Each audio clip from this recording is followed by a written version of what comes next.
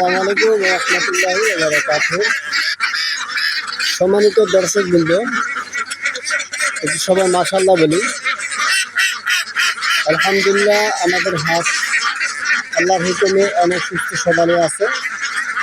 আর এগুলি সুস্থ সবল রাখার জন্য কিছু কিছু ভূমিকা পালন করতে হয়, যে ভূমিকাগুলি অনেক গুরুত্বপূর্ণ ভূমিকা। বন্ধুরা, সেই ভূমিকাগুলি ইনশাআল্লাহ আমরা ধারাবাহিকভাবে আপনাদেরকে জানাবো। কীভাবে কোন সিস্টেমে আমি আমার এই হাঁসগুলিকে এত সুন্দর করে করলাম আল্লাহর হুকুমে, সেই জিনিসটাই আমি আপনাদেরকে দেখাবো এবং জানাবো। তো বন্ধুরা, ভিডিওটি দেরি না করে চলুন মূল কাহিনী, মূল ঘটনা, কোন কারণে কী কারণে আমি আমার এই হাঁসগুলিকে আমি এত বড় করে তুললাম আল্লাহর হুকুমে, আর সুস্থ সবল কীভাবে হলো, এই কাহিনীটাই আপনাদেরকে আমি ইনশাআল্লাহ শোনাবো। তাহলে বন্ধুরা চলুন ইনশাআল্লাহ আর দেরি না করে ওদেরকে আগে খাবারের ব্যবস্থাপনা করে দিই, তারপরে ইনশাআল্লাহ ধারাবাহিকভাবে আমি ওদের ইতিহাস গল্প ইনশাআল্লাহ বলব।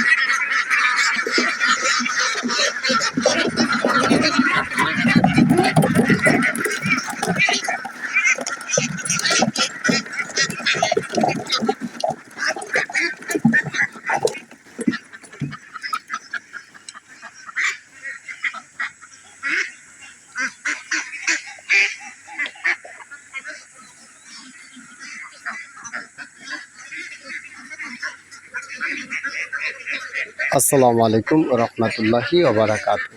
সম্মানিত দর্শকবৃন্দ, হাঁসের কাহিনী, হাঁসের গল্প শুনতে আপনাদের অনেক ভালোই লাগে বিধায় আলহামদুলিল্লাহ সেই গল্পগুলি আমি আপনাদেরকে বলবো। তো আজকে গল্পের বিষয়বস্তু হলো, হাঁস পালনের লালন পালন করতে গেলে, হাঁসকে লালন পালন করতে গেলে কতিপয় কিছু নিয়ম পদ্ধতি ফলো করতে হয়, তা নাহলে এত হৃষ্টপুষ্ট হওয়া কোনোদিন সম্ভব নয়। উল্লেখযোগ্য, হাঁস পালেন, মুরগি পালেন, গবাদি পশু পালেন, যাই কিছু করেন না করেন, প্রত্যেকটা ভিতরে কয়েকটা বিষয় আপনার প্রয়োজন রয়েছে। তা না হলে কোনো দিন শুশ্রূষা করে লালন পালন করে আপনি শান্তি পাবেন না, বরং অশান্তির কারণ হয়ে দাঁড়াবে। হাঁস যদি পালন করতে চান, মুরগি যদি পালন করতে চান, তাহলে আপনাকে সর্বপ্রথম যে অভিজ্ঞতা লাগবে, 1 নম্বরে শর্ত, আপনাকে খুলুসিয়ত নিয়ত করতে হবে, কঠিন নিয়ত করতে হবে যে না, অবশ্যই সেই প্রতিপালক মহান রব্বে কারিম আল্লাহ তাআলার হুকুম মোতাবেকই আপনাকে স্বপ্ন দেখতে হবে, যিনি আপনাকে আমাকে সৃষ্টি করেছেন, অনেক লালন পালন করেছেন, লালন পালন করতেছেন, ভালোবাসতেছেন। তো সেই রব্বে কারিমের দিকে রুজু হয়ে আল্লাহ সুবহানাহু ওয়া তাআলার হুকুম মোতাবেক যেন আপনি লালন পালন করতে পারেন, সেই উদ্যোগেই আপনাকে কী করতে হবে, কাজ করতে হবে। তো সেটা আবার কীভাবে, নিয়তটাকে আপনাকে আগে সহি শুদ্ধি করতে হবে, পরিপক্ক করতে হবে। আপনাকে নিয়ত কমপ্লিট করার পরবর্তীতে, মানে নিয়তটা কীভাবে করবেন, আপনি যে হাঁস পালন করবেন, হাঁসটাকে বাস্তবিক পক্ষে রূপ ধারণ করতে পারবেন কি না, হাঁসের যেই লালন পালন করার পদ্ধতি আছে সেটা আপনি কতটুকু পারবেন না পারবেন, এটা ভেবে চিন্তে করে আপনাকে আগে নিয়ত করতে হবে যে আমি হাঁস পালবো, স্বীকার করেছি হাঁসের দ্বারা অনেক কষ্ট হবে, হাঁসকে লালন পালন করা অনেক কষ্ট হবে, হাঁসের যে জ্বালা যন্ত্রণা, তীব্রতা, ক্ষুধা যন্ত্রণা, এগুলো আমাকে মেনে নিতে হবে। এরপর আপনার নিয়ত করবে। নিয়ত যখন কমপ্লিট হয়ে যাবে, তখন আপনার দ্বিতীয়ত যে কথাটা, সেটা হলো আপনার পুঁজি প্রয়োজন, পুঁজি। দ্বিতীয় নম্বরে পুঁজি যদি না হয়, অনেক টাকা পয়সা আপনি থাকতে হবে, অনেক টাকা পয়সা বাধ্যতামূলকভাবে আপনাকে থাকতে হবে, তা না হলে কিন্তু ক্ষতিগ্রস্তের আর শেষ থাকবে না। এই কথাটা মুখস্থ রাখবেন। হাঁস পালন করা এত সোজা কথা না, গবাদি পশু পালন করা এত সোজা কথা না। এক কথায় কোথায় কম নেই, অনেক ঝামেলাযুক্ত হবেন, মুক্ত হবেন না। যদি আপনি পারেন তাহলে আপনি পুঁজি নিয়ে নামবেন, পুঁজি যদি আপনার না থাকে তাহলে হাঁস পালন করে আপনি শান্তি পাবেন না, একদম শান্তি পাবেন না, কথাটা মুখস্থ রাখবেন। তারপরে যে জিনিসটা অবশ্যই এটাকে আমি দ্বিতীয় নম্বরে বললে ভালো হবে, এই পুঁজি জিনিসটা তৃতীয় নম্বরে নিই, কেননা ওইটা গুরুত্বপূর্ণ বেশি। 1 নম্বরে নিয়ে আয়, 2 নম্বরে পুঁজি বলবো না, 2 নম্বরে নিয়ে আসবো আমি প্রশিক্ষণ। প্রশিক্ষণ যদি না হয় তাহলে কোনো দিন কোনো ফায়দা হবে না বন্ধু, একদম শেষ হয়ে যাবেন। কিন্তু আপনাকে প্রশিক্ষণ নিতে হবে, প্রশিক্ষণ না নিলে কোনোদিন কোনো কার্যকারিতা করে শান্তি পাবেন না। প্রশিক্ষণটা হলো আপনার এমন একটা জিনিস, আপনি যেভাবে চাবেন সেভাবে হবে। প্রশিক্ষণ যদি না থাকে, উদাহরণস্বরূপ মাঝে মধ্যে আমি কথাটা বলে থাকি, আর এটা আমি না শুধু অনেক লোকেই বলে থাকেন, যেটা হলো যে আর জানে না সাপের মন্তর, হাত দিয়ে দেয় গর্তের ভিতর, তখন তো ঠিকই ফুস করে উঠবেই, তখন ধ্বংস হতে হবে, সবল খেতে হবে সাপে, তাই না? এটাই বাস্তবতা। এই জন্য প্রশিক্ষণ দিতে হবে। তার পরবর্তীতে আপনার রুটিন, খাবারের রুটিন। 4 নম্বরে খাবারের রুটিন। হাঁসের খাবার রুটিন নিয়মিতভাবে পালন করতে হবে, একদম পারফেক্টভাবে পালন করতে হবে। হাঁসের খাবার যদি আপনার রুটিনে এলোমেলো হয়ে যায়, তাহলে মানুষ যেভাবে ক্ষতিগ্রস্ত হয় ঠিক তেমনিভাবে আপনাকে ক্ষতিগ্রস্ত হতে হবে, একটু ভুল হবে না, কথাটা মুখস্থ রাখবেন আশা করছি। তো যাই হোক সম্মানিত দর্শক বন্ধু, এরপরে আপনার হাঁসের থাকার জায়গা, খাওয়া, বাসস্থান, এটা কথা আছে না? হ্যাঁ, মৌলিক চাহিদা মানুষের যেভাবে আছে ওদেরও সেইভাবে মৌলিক কিছু কিছু চাহিদা রয়েছে, বুঝছেন? হাঁসের খাবারের চাহিদা, হাঁসের থাকার চাহিদা, হাঁস কীভাবে থাকবে, কোথায় থাকবে, সেই স্থানটা আপনার সুন্দরভাবে তদারকি করতে হবে। এদের ছোটোবেলার কাহিনীটা যদি আমি আপনাদেরকে বলি তাহলে আপনি আশ্চর্য হয়ে যাবেন।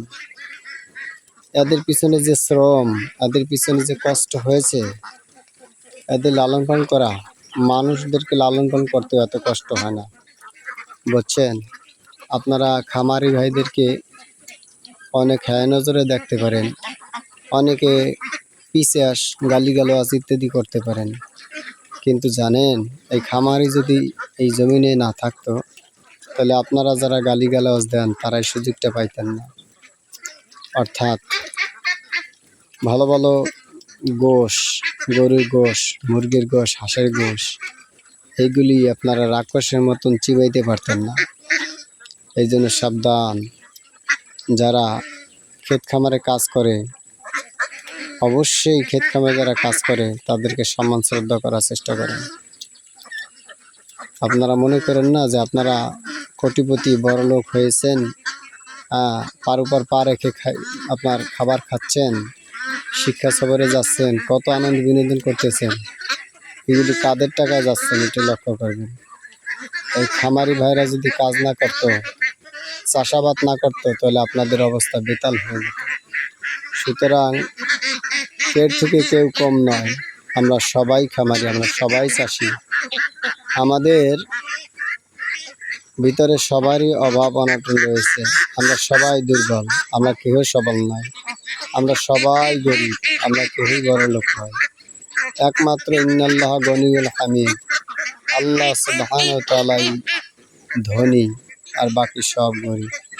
সুতরাং ধনী শব্দটা আল্লাহ তাআলা আপনাকে ক্ষণিকের জন্য বানাইতে পারে, কিন্তু তাই বলে অপরকে গালিগালাজ করবেন, হ্যায় প্রতিপন্ন করবেন, হ্যাঁ চোখে দেখবেন, এটা সুযোগ নেই।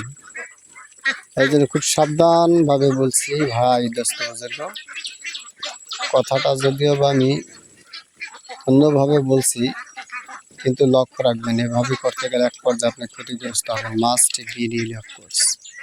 এই জন্য চাষি ভাই যারা আছে তাদেরকে আর যথেষ্ট পরিমাণ সম্মান শ্রদ্ধার চোখে দেখবেন বলে আশাবাদী। তো যাই হোক বন্ধুরা, কিছু টিপস দিলাম, উপদেশও আমার জন্য সর্বপ্রথম, তারপরে আপনাদের জন্য। এখন যে টিপসটা দেব সেটা হলো দিয়া এদের লালন পালনের ক্ষেত্রে আর একটা গুরুত্বপূর্ণ ভূমিকা রাখে, সেটা হলো সাবধানতা।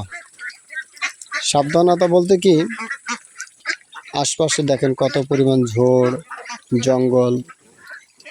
এই একটু জুম করে দেখাই, ওই যে দেখছেন, জুম আউট করি তাহলে ক্লিয়ার দেখা যাবে কত জঙ্গল, অনেক জঙ্গল ভরপুর রয়েছে।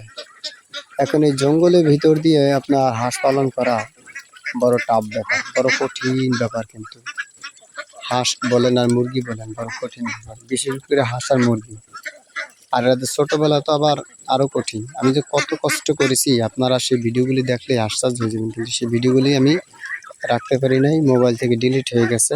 মোবাইলে সমস্যা হয়েছিল বা পিসিতে সমস্যা হয়েছিল কম্পিউটারে, এই জন্য আপনার কম্পিউটারে হার্ড ডিস্কে চেঞ্জ করার কারণে সমস্যা হয়ে গেছে, নষ্ট হওয়ার কারণে। তা নাহলে আমি প্রত্যেকটা ভিডিও দেখাইতাম যে কত কষ্ট কত মেহনত এদের পিছনে আমি করেছি।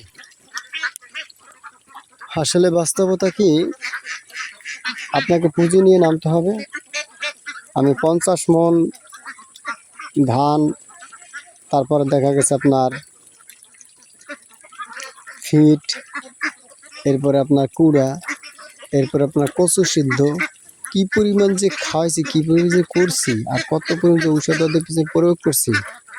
এরা যদি প্রত্যেকটা হাঁসে ডিম দেয় তাহলে ওইটা আপনার ওই সময় শান্তি পাওয়ার সম্ভাবনা আছে। আর যদি মিস্টেক করে তাহলে তার সম্ভাবনা না, বুঝছেন। রিস্ক ছাড়া কোনো কাজ হয় না, রিস্ক নিয়ে কাজ করতে হয়। এই জন্য সবাই রিস্ক নিয়ে কাজ করবেন ইনশাল্লাহ। অনেক গুরুত্বপূর্ণ কথা বললাম, আমি আর ভিডিওটি লম্বাইতে করবো না বন্ধুরা। সবাই ভালো থাকবেন, সুস্থ থাকবেন। বাকি ইনশাআল্লাহ আবার নেক্সট কোনো ভিডিওতে ইনশাআল্লাহ চলে আসবো। ওদের খাবার দেওয়ার প্রতি আপনারা লক্ষ্য রাখবেন। আপনারা যারা এরকম হাঁস পালন করেন, মুরগি পালন করেন, বদদোয়া নিয়ে যেন না, তাহলে সমস্যা কিন্তু করছেন। এই হাঁসেও বদদোয়া দেবে কিন্তু। উদাহরণস্বরূপ এদের সাথে যদি খারাপ ব্যবহার হয়, নিয়মিত খাবার দাবার না দেওয়া হয়, ইত্যাদি, তাহলে অবশ্যই এমনটা ঘটনা ঘটতে পারে। কারণ আল্লাহর কাছে জবাব দিক, আল্লাহ তুমি আর এই পিসেস মার্কা মালিকের কাছে আমার নিও না, যদি দুনিয়া দ্বিতীয়বার ভাড়াইতেই চাও, এই ঠিক না, এরকমটা বলতে পারে। তো যাক বন্ধুরা, ভালো থাকবেন, সুস্থ থাকবেন ইনশাল্লাহ। ঈদের আজকে দ্বিতীয় দিন চলতেছে, 2025 সালে কোরবানির ঈদ। সবাইকে ঈদ মোবারক, ঈদ মোবারক, ঈদ মোবারক। আসসালামু আলাইকুম ওয়া রাহমাতুল্লাহি ওয়া বারাকাতুহু।